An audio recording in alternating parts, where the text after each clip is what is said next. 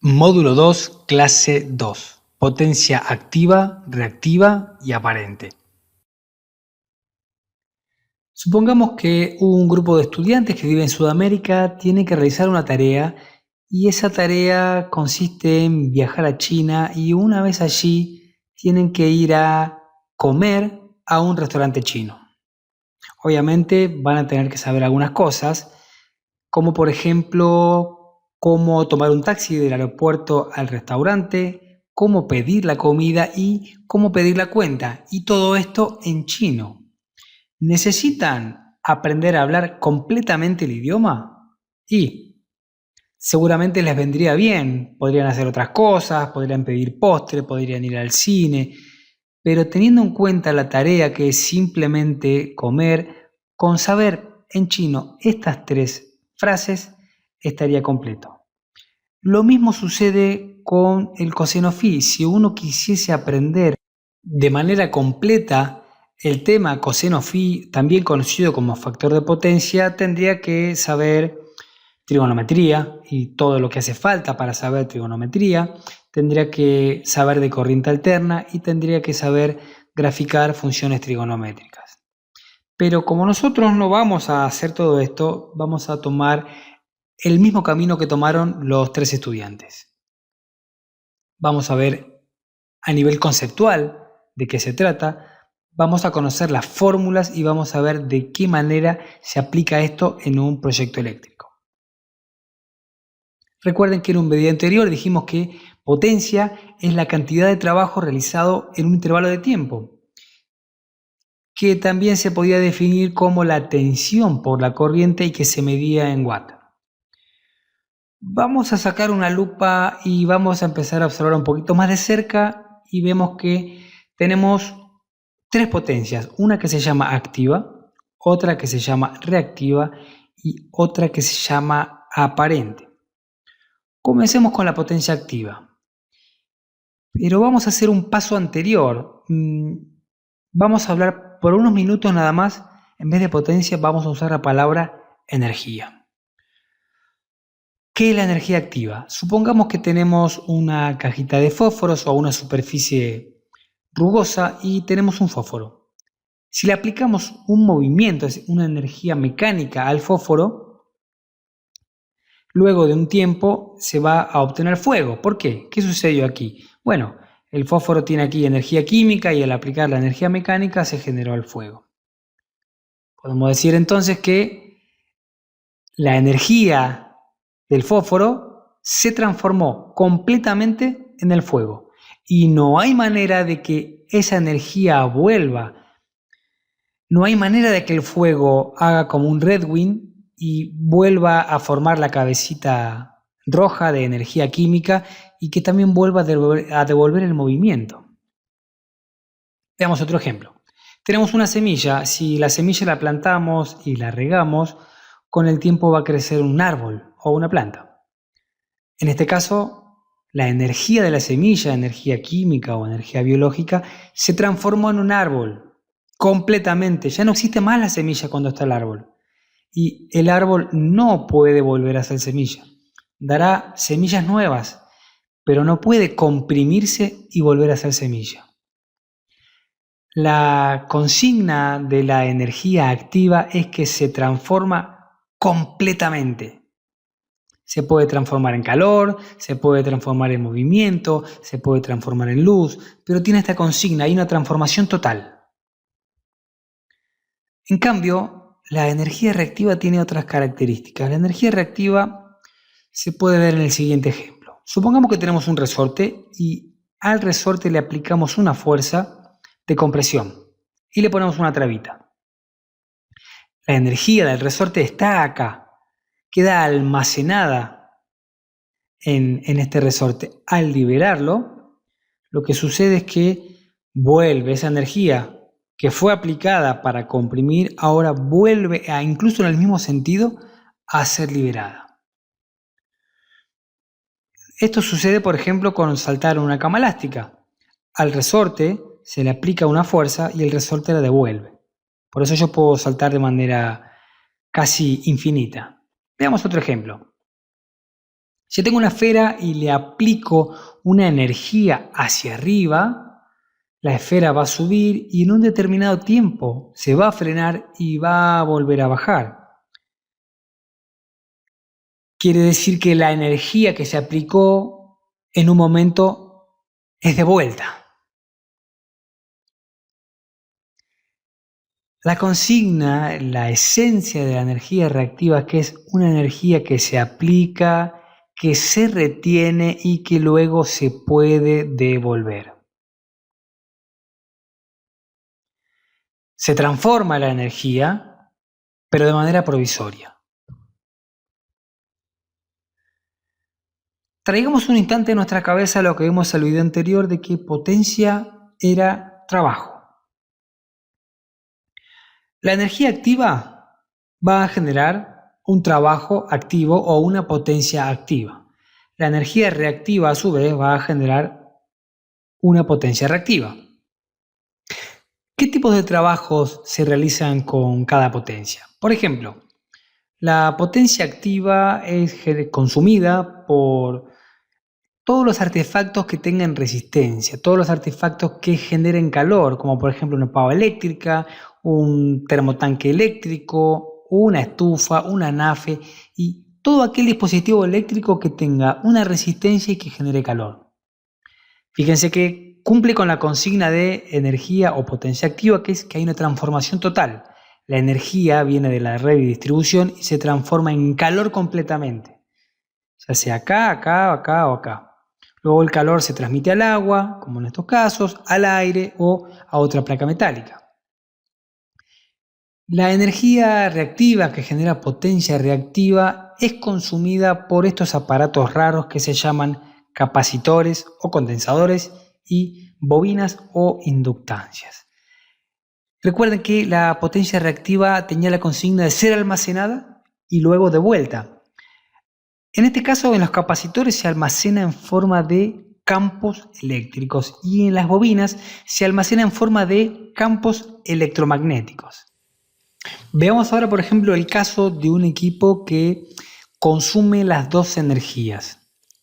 Un motor, por ejemplo, tiene como objetivo generar un movimiento mecánico en el eje que luego se transmite a una polea y que seguramente se transmite a otro artefacto.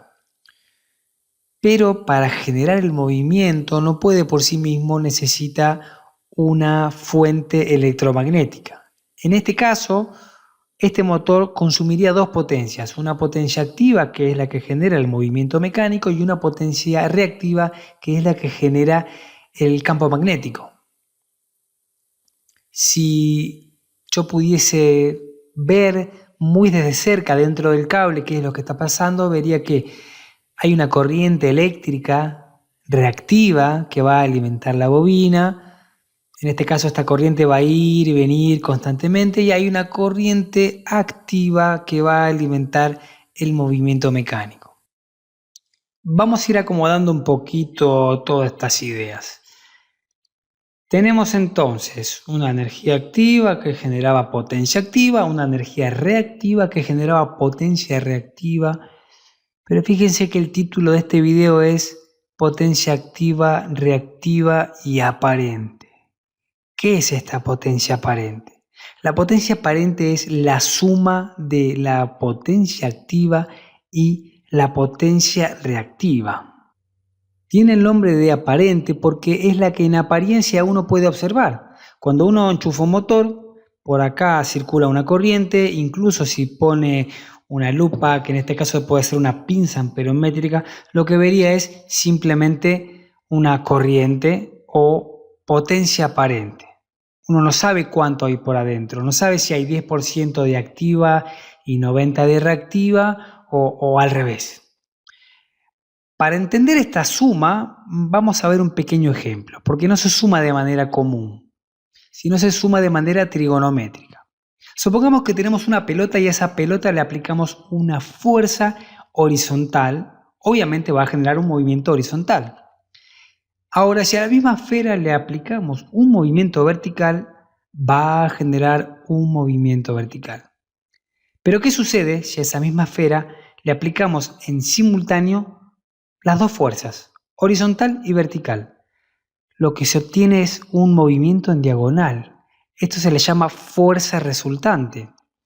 Una componente horizontal y otra componente vertical generan un movimiento diagonal. Esta es la manera en la que se suman las potencias. Tiene, como dijimos antes, componente horizontal, componente vertical. Y en este triángulo de potencias que se forma, cada lado es una potencia. La hipotenusa o el lado más largo es la potencia aparente. El cateto adyacente, como le llaman, o simplemente lo horizontal, se llama potencia activa. Y el cateto opuesto o el lado vertical del triángulo se llama potencia reactiva. Y el angulito que queda aquí se llama ángulo de phi. Y me va a decir cómo se están comportando la potencia aparente y la potencia activa.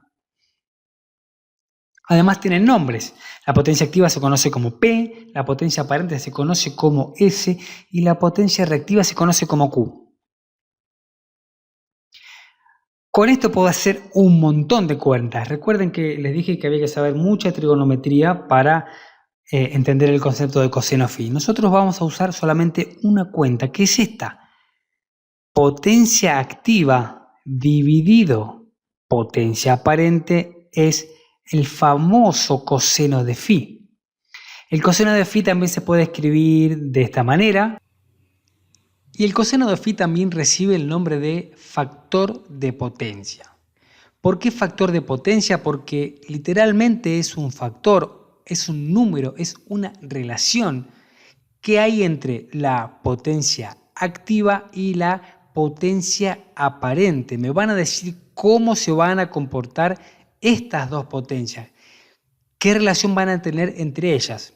Vamos a ver un ejemplo. Supongamos que la potencia aparente y la activa son exactamente iguales. Como están dentro de un triángulo, para que sean iguales, la única manera es que la potencia reactiva, que era la vertical, desaparezca.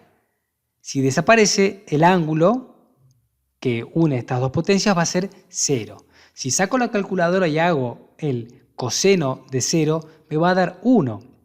Pero lo que me interesa a mí es poder entender qué significa este valor de 1.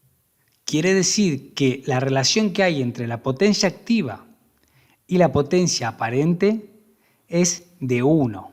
1 significa que si 1 vale potencia activa, 1 también vale la potencia aparente. También podemos decir que la potencia activa va a ser el 100% de la potencia aparente. Vamos a ver otro ejemplo. Supongamos que ahora observo la potencia activa y la potencia reactiva y veo que son iguales.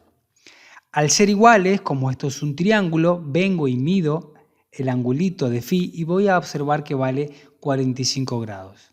Saco mi calculadora y hago coseno de 45 y obtengo un valor de 0,7. Pero recuerden que este coseno de phi o factor de potencia, que es lo mismo, no representa cómo se relacionan la potencia reactiva y la potencia activa, sino que representa cómo se relaciona la potencia activa con la aparente. ¿Qué quiere decir esto? ¿Qué sucede si yo me encuentro con un motor o alguna instalación que diga factor de potencia 0,7? Quiere decir que la potencia activa va a ser un 70% respecto de la potencia aparente. Veamos otro ejemplo. Supongamos ahora que tengo un factor de potencia de 0,5. Esto me está indicando que la relación que hay entre la potencia activa y la aparente también va a ser del 50%.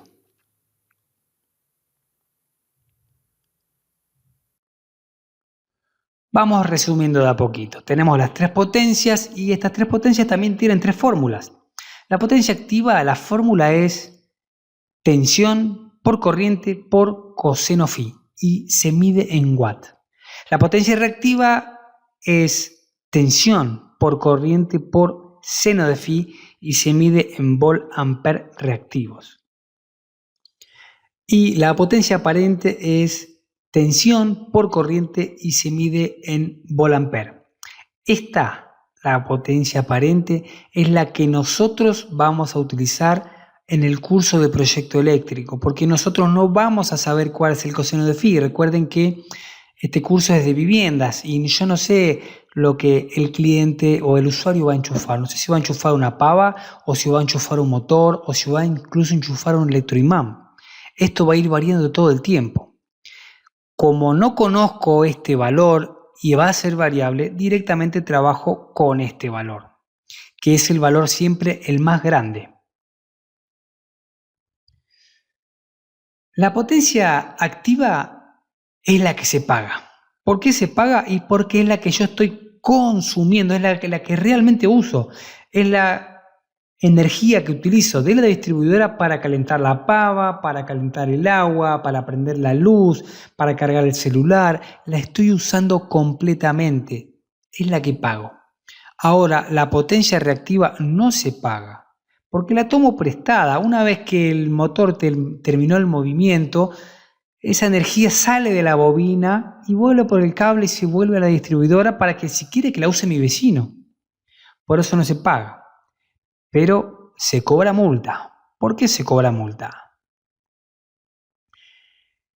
Supongamos que tenemos un cable y por nuestro cable circula una potencia activa y también una potencia reactiva.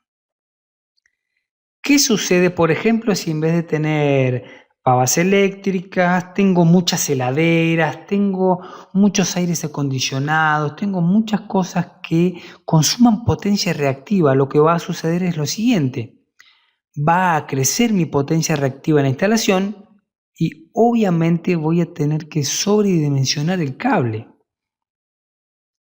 Veamos un ejemplo de esto. Supongamos que tenemos un motor que consume 440 watts y nos dicen que el coseno de phi es 0,85. Voy a hacer mis cuentas. Recuerden que la fórmula de potencia, una de las fórmulas de la potencia activa, era que potencia era igual a tensión por corriente por coseno phi. Si yo despejo esta fórmula, simplemente hago un pasaje de términos y dejo solamente la corriente, que es lo que quiero averiguar ahora, obtengo que potencia dividido, entre paréntesis, tensión por coseno de phi, me va a dar la corriente, y reemplazo los valores, hago la cuenta y observo que por mi cable van a circular 2,35 amperes para este caso, para un motor que consuma 440 watts con un coseno de phi 0,85. Ahora, ¿qué sucede si el coseno de phi disminuye? O sea, que se va a 0,3. Planteo la fórmula, reemplazo valores y miren acá. La corriente se fue a 6,66, o sea, se me fue casi al triple. ¿Por qué? Y porque la potencia reactiva subió. Y obviamente, como la potencia aparente es una suma, al subir una, también va a subir la resultante. Esto quiere decir que en el cable, en el motor de 440 watts que tenía un coseno de phi de 0,85, podía usar un cable. Pero cuando utilicé otro motor que tenía un coseno de phi de 0,3, aunque la potencia activa era la misma, es decir, el movimiento que generaba era el mismo, pero tenía otro coseno de phi, tuve que poner un cable 3 veces más grande. Esto es lo que le pasa a las distribuidoras. Si cada usuario tiene su coseno de phi bajo, quiere decir que utiliza mucha potencia reactiva, las distribuidoras tienen que sobredimensionar toda su línea de distribución, todos los cables, los postes, las estructuras, todo. Y eso obviamente aumenta los costos. Miren el cable que quedó para ese motor. Una buena pregunta sería, ¿y cómo se corrige esto? La cooperativa o la distribuidora me dice lo siguiente: el factor de potencia al límite que vos tenés es 0,85. Si tu factor es más bajo, yo te voy a cobrar una multa que va a ser carísima. Entonces, recuerden que las bobinas generaban mucha potencia reactiva. Y tenemos como una especie de enemigo de la bobina que se llama capacitor. El capacitor también genera potencia reactiva, pero para el otro lado. Si la bobina va para la derecha, el capacitor va para la izquierda. Si la bobina va para arriba, el capacitor va para abajo. Por eso, al tener bobinas es muy común ver capacitores o bancos de capacitores, que es lo que hacen que el factor de potencia se mantenga lo más alto posible, es decir, lo más cercano a 1. Esto casi no tendría que ni existir. Cerramos así el módulo 2 de la clase 2. Nos vemos en un próximo video.